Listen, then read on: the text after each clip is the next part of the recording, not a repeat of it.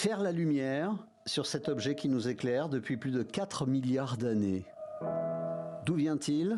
Comment fonctionne-t-il? 3, 2, 1, 0. Il y a plus de 6 ans, pour répondre à ces questions, ce lanceur quittait le pas de tir de Cap Canaveral pour un voyage de plus de 149 millions de kilomètres.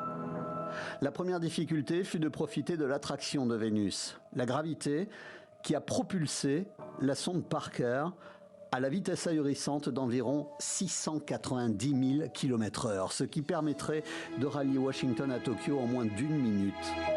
La sonde a pris la direction du Soleil et se trouve aujourd'hui à une distance jamais atteinte par un objet conçu par l'homme, à 2 pas du Soleil, à peine 6,5 millions de kilomètres de sa surface.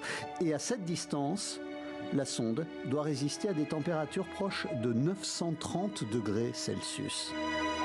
Parker est équipé d'un bouclier thermique qui maintient les instruments à température ambiante et les protège de la chaleur. Ce sont des prouesses incroyables. C'est exceptionnel de pouvoir arriver aussi près.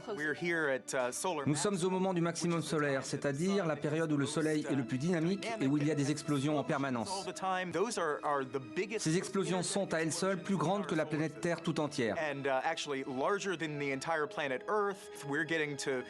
Nous allons pouvoir constater les processus de ces manifestations au plus près de leurs origines.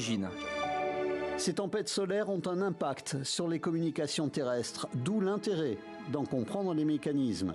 L'équipe de la mission doit patienter avant d'obtenir les premiers résultats des observations de cette sonde, trop proche du Soleil. Pour l'heure, le contact avec la Terre est rompu. Il sera rétabli dans la journée de vendredi. Il faudra ensuite analyser les résultats, ce qui prendra plusieurs semaines. Cette sonde repassera dans cette zone encore 2 fois, le 22 mars et le 19 juin prochain.